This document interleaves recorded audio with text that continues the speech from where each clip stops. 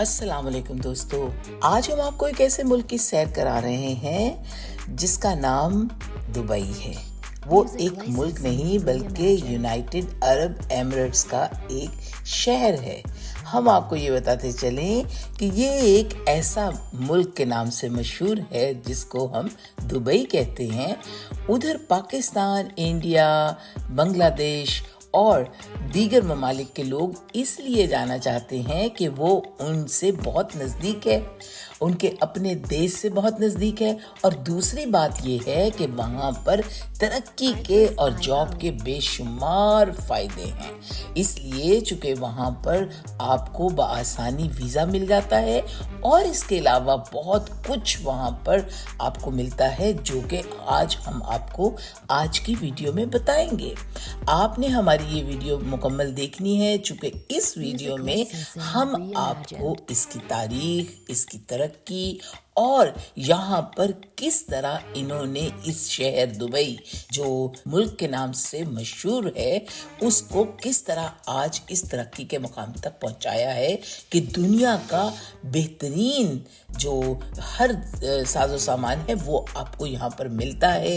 यहाँ पर जॉब की अपॉर्चुनिटीज़ हैं और यहाँ पर नौजवान और मुख्तलिफ कंपनीज अपना मुस्तकबिल देखते हैं। चलो चलो दुबई चलो, ये एक ड्रामा होता था जो कि 90 की दहाई में बहुत मशहूर हुआ और यकीन माने ये वही ज़माना था जबकि दुबई गांव से शहर में मुंतकिल हो रहा था और वो तरक्की की मनाजिल तय कर रहा था। दोस्तों, आज इस वीडियो में हम आपको दुबई मरीना, पाम जमेरा जो कि एक आर्टिफिशियल आइलैंड बनाया गया है उसको दिखाएंगे। उसके अलावा हम आपको miracle garden, global village, Dubai mall जो दुनिया का सबसे बड़ा मॉल है और इसके अलावा दुनिया की सबसे बड़ी बिल्डिंग की भी सैर करवाएंगे। और हम आपको इधर ये भी बताएंगे कि यहाँ पर आकर नौकरी करने वाले या आकर आबाद होने वालों को यहाँ पर क्या क्या फ़ायदे हैं और आकर उनको किन किन मुश्किलात का सामना करना पड़ता है।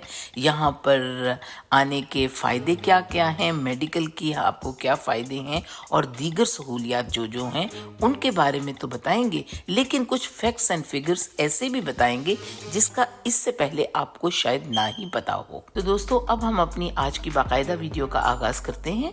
आपने अगर हमारा चैनल सब्सक्राइब नहीं किया तो सब्सक्राइब कर दें ताकि आपको हमारी आने वाली आइंदा तमाम वीडियोस मिल सके और इसके साथ साथ इसे लाइक करें और शेयर भी कर दें। दुबई मुत्तहदा अरब अमारात यानी यूनाइटेड अरब एमिरेट्स की एक रियासत है और ये रियासत यानी दुबई ही UAE की पहचान भी है। दुबई इसका मशहूर तरीन शहर है। इसका कुल रकबा 1610 मुरब्बा मीटर है और इस पूरे मुल्क का रकबा 8300 मुरब्बा मीटर है। दोस्तों, इस मुल्क की कुल आबादी 92 लाख के करीब है। इसमें बोली जाने वाली ज़बान अरबी है और इस मुल्क की करेंसी का नाम दिरहम है जो पाकिस्तान के 76 रुपये और इंडियन के तकरीबन 23 रुपए के बराबर है। ये एक इस्लामिक कंट्री है और ये 7 रियासतों पर मुश्तमिल है।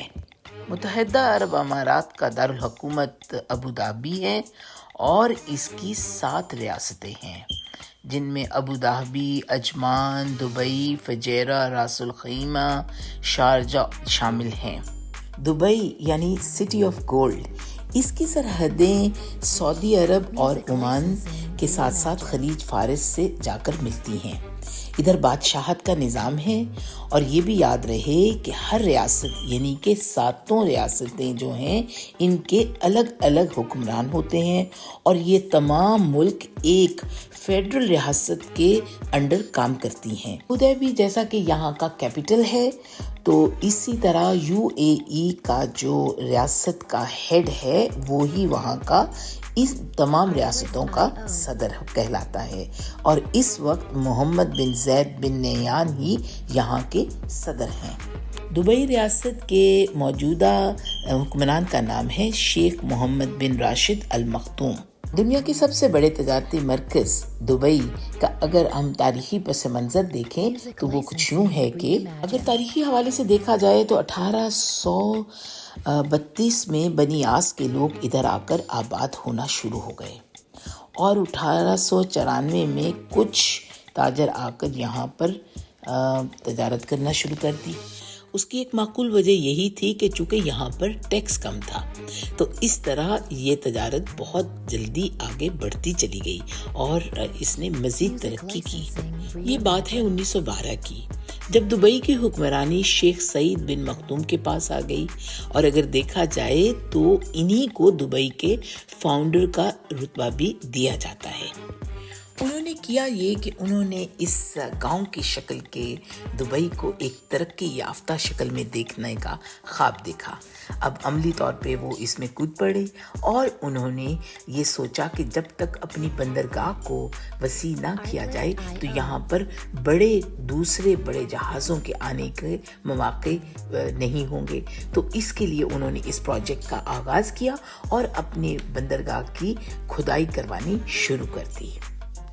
یہ ایک بہت بڑا پروجیکٹ تھا، چونکہ یہاں پر ادھر اگر بڑے ماڈرن جہاز آ کر کھڑے ہوں گے یا وہ کام کریں گے یا وہ بزنس لائیں گے تو اس کے لیے انہیں اسی طرح کے آگے سہولتیں بھی فراہم کرنی پڑیں گی۔ اس پروجیکٹ کے لیے انہوں نے اپنی سالانہ آمدنی جو تھی، اپنے دبئی کی سالانہ آمدنی جو تھی اس کو بھی استعمال کیا، لیکن وہ بہت کم تھی، تو اس کے لیے انہوں نے اس کے لیے قرض بھی لیا اور پھر اس طرح اس پروجیکٹ کو مکمل کیا۔ وہ یورپ اور لندن سے بے شمار متاثر تھے، وہ اکثر جایا کرتے تھے۔ وہاں کا انڈر گراؤنڈ ٹرین سسٹم ان کو بہت فیسینیٹ کرتا تھا، تبھی تو وہ دبئی کو ایک ماڈرن اسٹیٹ کے طور پر، ایک ٹیکس فری ماڈرن اسٹیٹ کے طور پہ بنانا چاہتے تھے۔ وہ چاہتے تھے کہ یہاں پر ترقی ہو، یہاں پر آمدنی ہو اور دنیا کا سب سے بڑا ملک کے طور پہ اس ریاست کو وہ ملک کی شکل دینا چاہتے تھے، جس کے لیے وہ کام کرتے رہے اور اس میں کافی حد تک وہ کامیاب ہوئے۔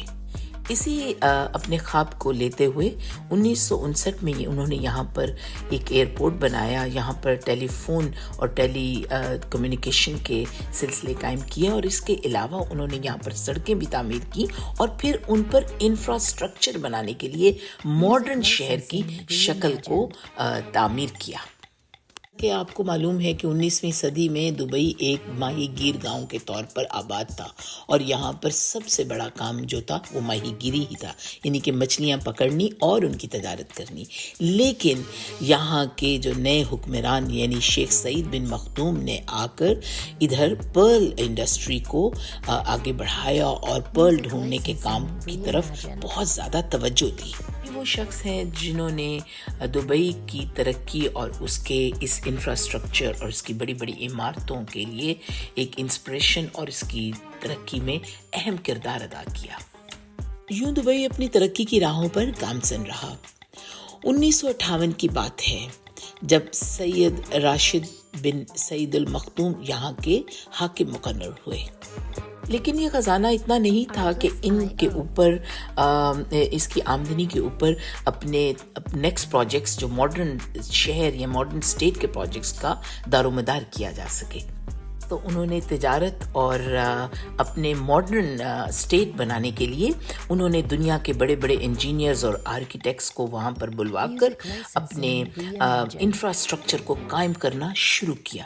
1981 میں وہ اس دنیا سے چلے گئے، تو پھر اس اسٹیٹ کی باغ دوڑ جو تھی، جو اس کے حاکم بنے، وہ بنے شیخ محمد ابن راشد المختوم، جو اس وقت بھی دبئی کے ہیڈ ہیں۔ وہ پورے عرب ایمریٹس کے وائس پریزیڈنٹ اور پرائم منسٹر کی حیثیت سے کام کر رہے ہیں۔ راشد المختوم نے یہ بھانپ لیا کہ یہاں پر تیل کے ذخائر تو مل گئے ہیں، لیکن وہ اتنے نہیں ہیں کہ یہاں سے اس ملک کی ترقی کا پورا نظام سنبھال سکے، چونکہ وہ اس کی پوری جو اس کی معاشی صورت تھی اس کا 1% کنٹریبیوشن صرف تیل اور گیس کے ذخائر سے ہوتا تھا۔ اب اس کی کاروباری سرگرمیوں سے ہی جو پیسہ کمایا جاتا، انہی کے اوپر ان کی اکانومی کا انحصار تھا۔ بس تو وہ اپنے اس مقصد میں کامیاب ہوئے، تو تبھی تو آج دبئی جو ہے یہ دنیا کا سب سے بڑا تجارتی مرکز اور سیاحتی مرکز بھی بن چکا ہے۔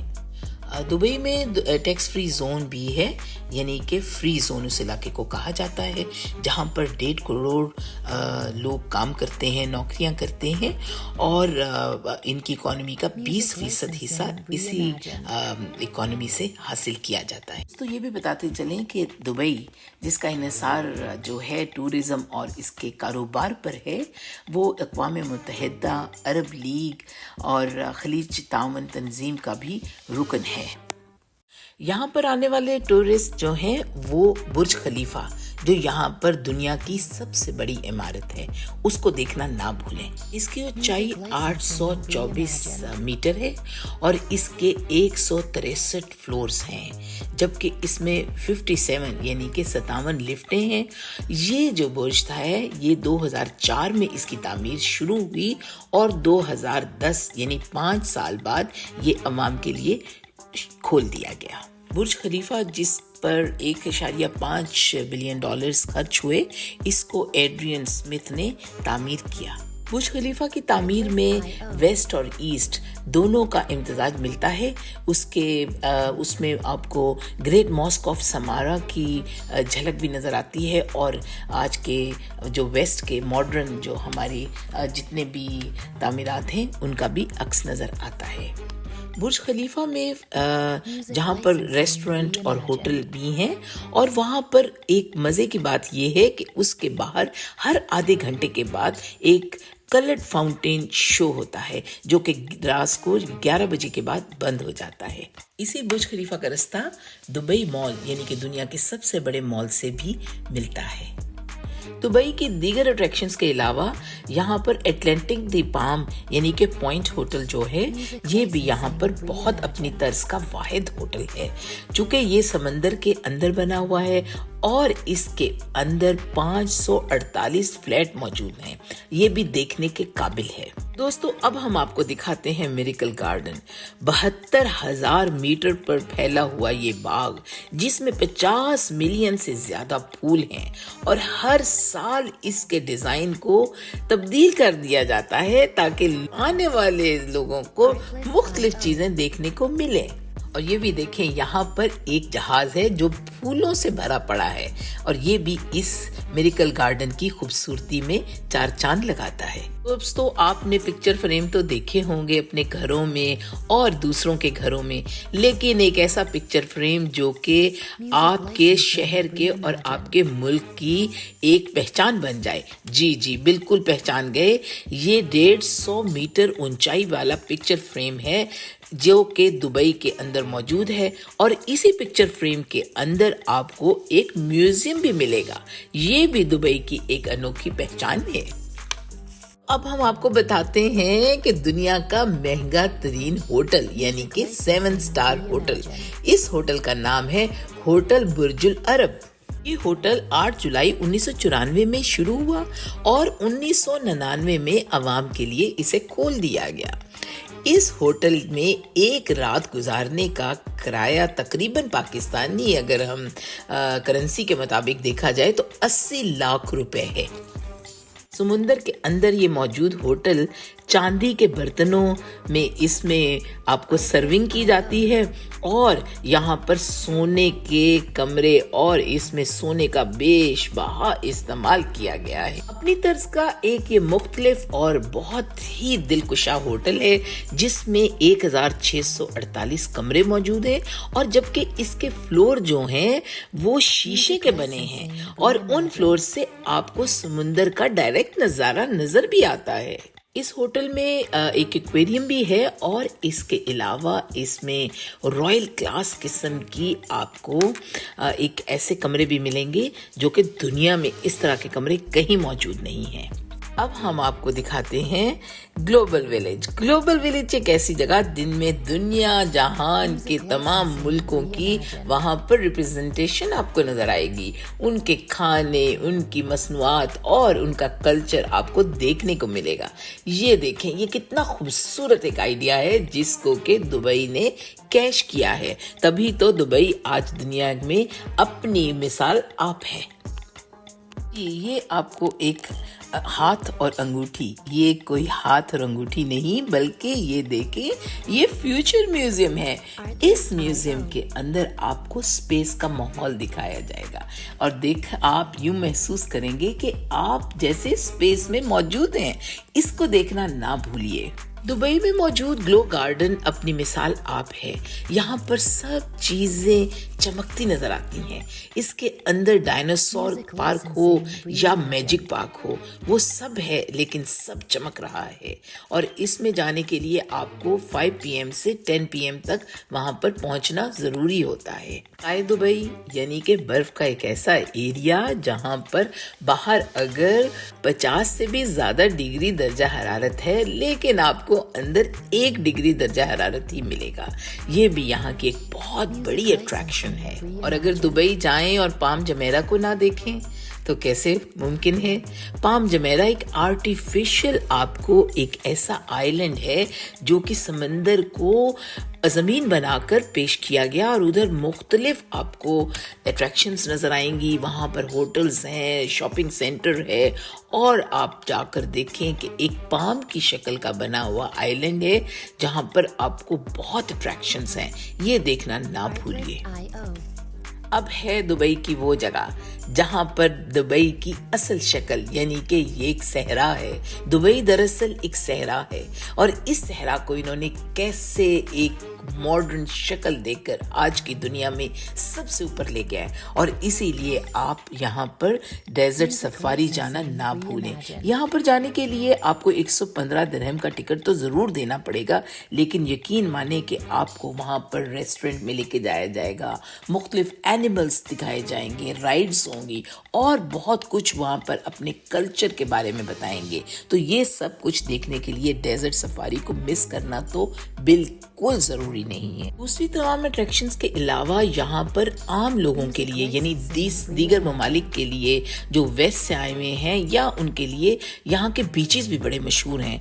यहाँ कर वैसे तो कौमी लिबास मर्दों का लिबास जो है वो फंदूर है और औरतें अबाया पहनती हैं जो स्याह रंग का होता है, लेकिन आप किसी तरह का लिबास पहनकर भी बाहर जा सकते हैं।